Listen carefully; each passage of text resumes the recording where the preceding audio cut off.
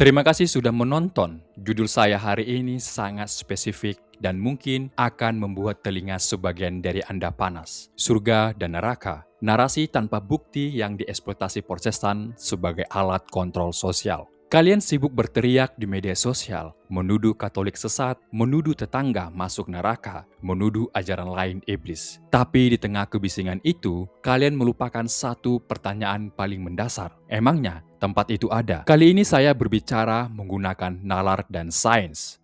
Dalam sains, sesuatu dianggap nyata jika bisa dibuktikan, diobservasi, dan diuji. Masalahnya, narasi surga dan neraka yang kalian jual tidak memiliki satupun bukti empiris. Itu hanya konsep kuno yang tidak relevan dengan kosmologi modern, bertentangan dengan neuroscience, dan hanya berfungsi sebagai alat psikologis untuk menakut-nakuti orang agar patuh pada dogma kalian.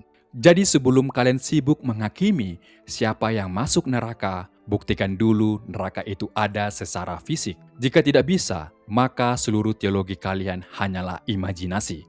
Mari kita bedah klaim kalian dengan pisau bedah sains.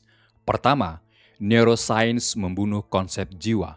Kalian mengancam bahwa saat manusia mati, jiwanya akan disiksa kekal. Sayangnya, ilmu pengetahuan modern membuktikan bahwa apa yang kalian sebut jiwa, kesadaran, ingatan, rasa takut, semuanya hanyalah aktivitas listrik dan kimiawi di otak. Ketika otak mati, listrik padam, kesadaran hilang, selesai. Seperti komputer yang dihancurkan harddisknya, datanya tidak terbang ke cloud. Datanya musnah, tidak ada ghost in the machine. Jadi, siapa yang mau kalian kirim ke neraka? Jika otak mati, manusia itu berhenti ada. Ancaman siksa api neraka kalian secara biologis mustahil terjadi karena reseptor rasa sakitnya sudah membusuk di tanah. Kedua, ketiadaan lokasi atau kosmologi. Zaman dulu orang percaya neraka di bawah tanah dan surga di atas awan. Sekarang kita sudah mengirim teleskop James Webb melihat ujung alam semesta. Dan kita sudah menggali perut bumi. Hasilnya nihil.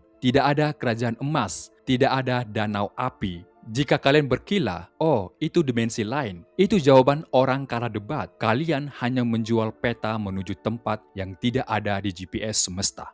Saya tahu bantahan klise kalian, tapi Tuhan dan surga itu gaib. Sains tidak bisa menjangkaunya. Itu alasan pemalas. Kalian pernah dengar Higgs boson? Di dunia sains, benda ini dijuluki the God particle atau partikel Tuhan. Benda ini tidak terlihat mata, sangat kecil, tapi sains berhasil menemukannya lewat penumbuk atom di laboratorium CERN. Bayangkan, alam semesta ini seperti kolam sirup raksasa yang tak terlihat, namanya medan Higgs. Ketika partikel lewat, dia tertahan sirup ini. Itulah yang memberinya berat atau massa. Tanpa ini, atom tidak terbentuk, kalian tidak ada. Kenapa disebut partikel Tuhan? Karena partikel ini yang menciptakan realitas fisik dari ketiadaan. Sains bisa membuktikan pencipta fisik tak kasat mata ini karena ada jejak matematikanya. Data Higgs boson sudah dikonfirmasi tahun 2012 dengan tingkat kepastian 5 sigma atau 99%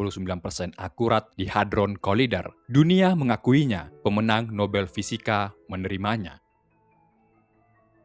Anda tidak melihat sinyal Wi-Fi, tapi Anda pakai buat nonton video ini. Itu karena Wi-Fi terbukti ada. Nah, masalahnya dengan surga kalian, sains sudah mencari jejak energinya, 0. Jejak fisiknya, 0.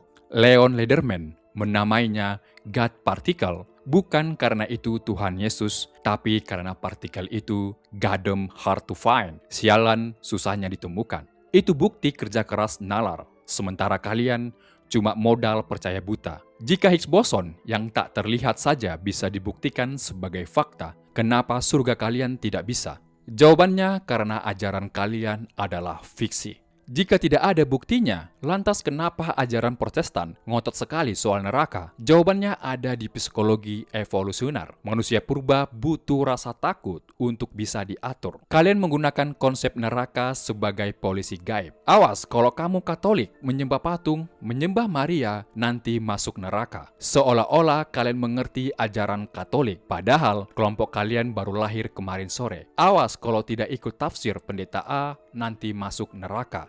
Ini bukan kebenaran ilahi, ini teknik manipulasi psikologis klasik. Kalian menciptakan penyakit atau rasa takut neraka, lalu kalian menjual obatnya. Ajaran gereja kalian itu strategi marketing, bukan teologi. Dan lihat hasilnya, kekacauan. Dalam sains, kebenaran itu konsisten. Rumus AMC kuadrat itu sama di Amerika, di Eropa, di Indonesia.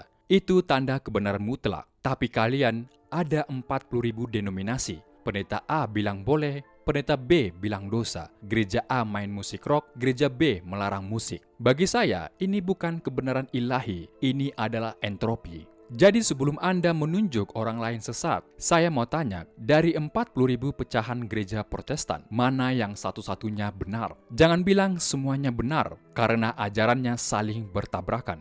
Di titik ini, biasanya kalian akan panik dan kembali bersembunyi di balik ayat. Tapi, di Lukas 16 dikatakan ada jurang maut, atau Alkitab adalah firman Tuhan. Stop! Anda sedang mengutip klaim untuk membuktikan klaim. Itu circular reasoning, atau logika berputar. Saya bisa menulis di selembar tisu. Tisu ini adalah firman Tuhan. Apakah tulisan itu membuat tisu ini jadi fakta? Tidak. Alkitab itu buku sastra kuno, sama seperti Iliad atau Harry Potter. Isinya klaim, bukan bukti. Jika kalian menggunakan ayat untuk membenarkan ayat, itu bukan validasi, itu delusi. Berikan saya data ilmiah, bukan puisi. Mungkin sekarang kalian bertanya, kamu ngomongin sains terus, kamu ateis ya? Jawabannya, saya Katolik. Kenapa? Kaget melihat orang beragama tapi menggunakan otak dan data sains. Apakah salah saya belajar sains? HP yang Anda pakai ini hasilnya sains, bukan hasil doa bahasa roh. Dengar baik-baik bedanya saya dengan Anda.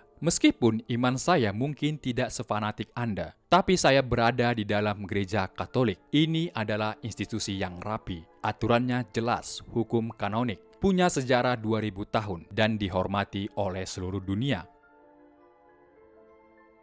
Teori Big Bang ditemukan oleh Georges Lemaitre, seorang pastor Katolik. Genetika modern dipelopori Gregor Mendel, seorang birawan Katolik. Gereja saya berjalan beriringan dengan sains, peradaban, dan logika. Sementara kalian sibuk menjelekkan kami. Padahal rumah kalian sendiri berantakan, pecah menjadi 40.000 aliran. Ajarannya tabrakan, pendetanya bisa siapa saja tanpa standar yang jelas. Jadi, kalaupun taruhlah secara sains surga dan neraka itu tidak ada, saya tetap menang. Kenapa? Karena saya hidup dalam keteraturan dan peradaban. Sementara kalian terjebak dalam kebingungan dan halusinasi massal yang kalian sebut kebenaran. Kesimpulannya sederhana, sains menunjukkan alam semesta ini teratur.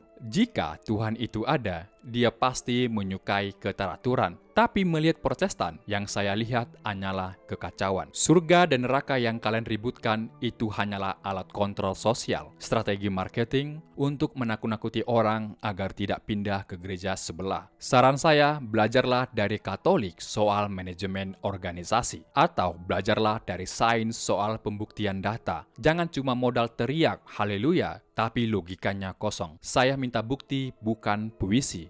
Terima kasih.